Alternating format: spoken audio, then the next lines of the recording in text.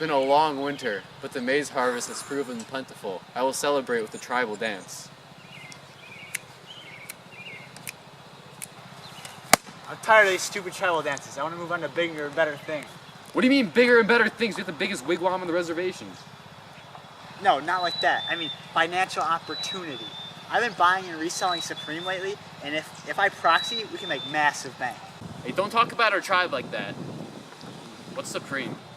Supreme is the most hyped quality brand streetwear that's out there. You can buy a piece for $10 and resell it for 30. What are you, stupid? Hey, is our agrarian society not good enough for you? No, it's not. It's just like Thoreau's machine. We are barely making a living. Our crops are providing next to zero profit. We are stuck in this traditional ways, and we need to be the friction that breaks the machine. Our quality of life would be 100 times better if we moved to New York and I was able to resell Supreme. All right, if your ideas are so good, let's go talk to the wise elders. All right, let's do that.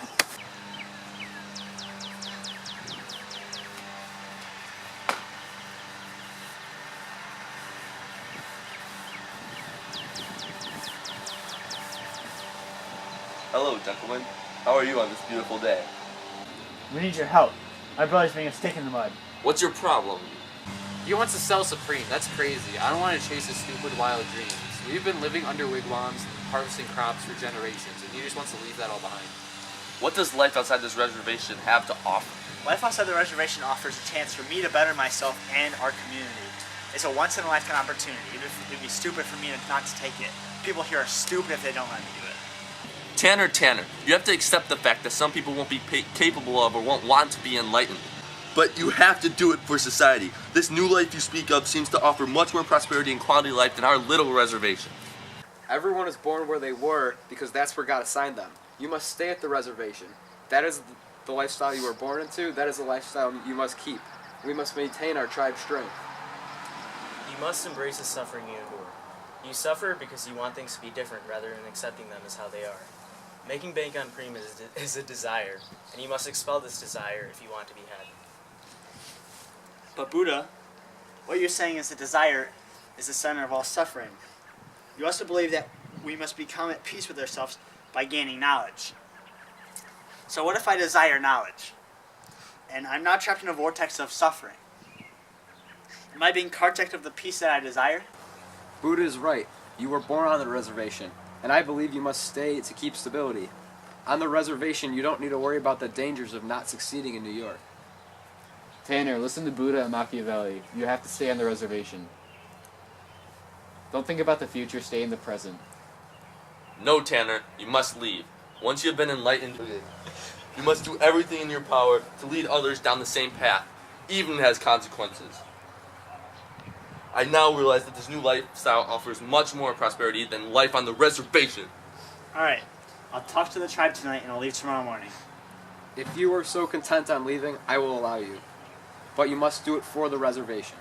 I expect you to bring back wealth to benefit everyone. That's not how it works. I'm living for my own sanity. I can't stand it here anymore. Life in New York would be way better anyways. Yes, I would be making much more money, but it's hard work. I'm not just going to give it all back to you guys. While you stay here on the reservation harvesting your zero-profit crops, I think everyone should come with me. No, you must do everything for the benefit of the tribe. You are being selfish. I'm not trying to be selfish. I'm just not going to let you guys benefit from all my hard work while you do nothing. Tanner, this is all we know. We have to stay here. Liam, you are just scared of enlightenment. You are being ignorant. You have to accept that everything you have known on this reservation is not what's best for you. I can't believe that. This reservation is everything. Liam, I think I can convince you. If you come to the meeting tonight, we can talk about it and maybe I can change your mind. No, we must stop Tanner. Grab him, lock him up. You can't just walk out on us. Lock him up. No, please, can't you see this is the best path for our people? The other tribes are dying. We need to try something different. The only path you need to worry about is this knife going through your throat.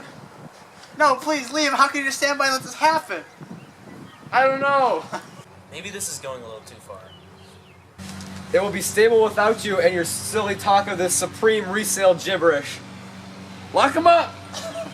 No, this is just like Socrates. I don't want to die like him. I just want to sell Supreme.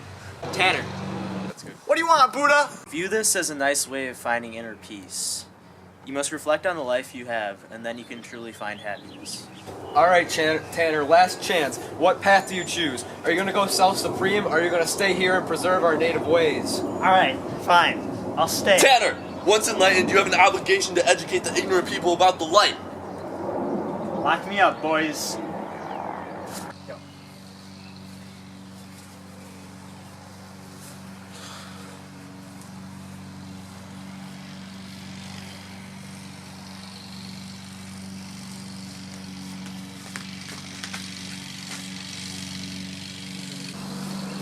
Hey, not so tight. This shirt costs $200. Wow, you kids really love to waste your money.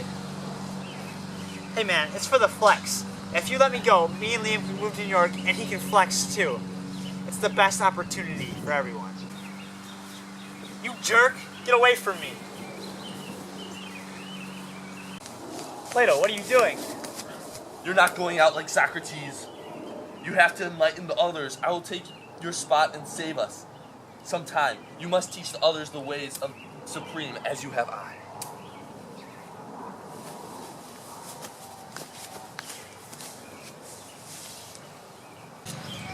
Liam, I need to talk to you. Wait, you're supposed to be tied up with my... Liam, you said that you wanted to stay in the reservation because it was our light and culture, and I understand that. This is my home and where I grew up. The people here are who I love. But I need to move on. We can find the common ground between our beliefs. We want to keep our traditions and preserve our native culture, and I want to go self-supreme. What if we joined up with our brethren in New York? That way, I can self-supreme, and you can still stay with our tribe. And I can leave every Thursday to self-supreme and then come home the rest of the week. How does that sound? That's a plan and a half.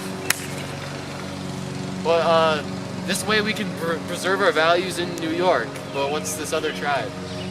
When I was tied up, I remembered a story Dad told us about a sister tribe in New York. Do you remember now? This is a map of New York. It's right there.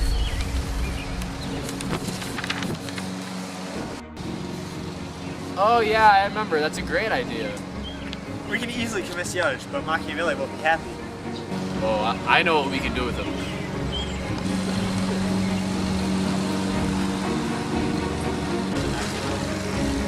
Plato, let's go. Where are we going? I don't know.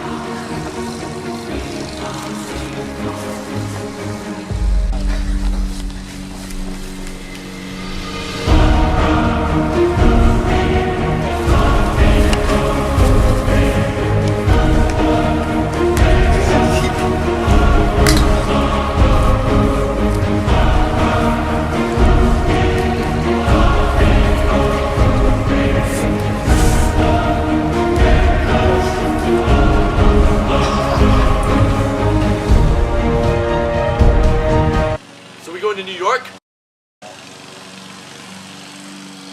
Yes.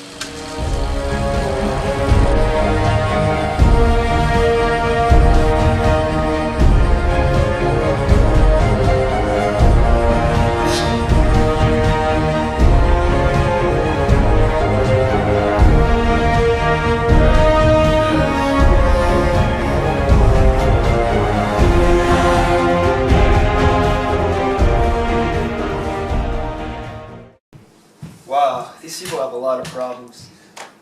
Yes, the skirmish seems very petty. But that Tanner fellow sure makes a good point. I understand why you would think so. Tanner uses her machine as a metaphor. Tanner felt he was a working piece of society he wanted to abandon. By making the connection between the situation and your machine, he solidifies the effectiveness of his plan to abandon the traditional ways of a society that does not seem to work. Exactly. If one piece of the machine stops working, then the whole machine can fall apart. It made his position easier to understand and added logic behind his solution.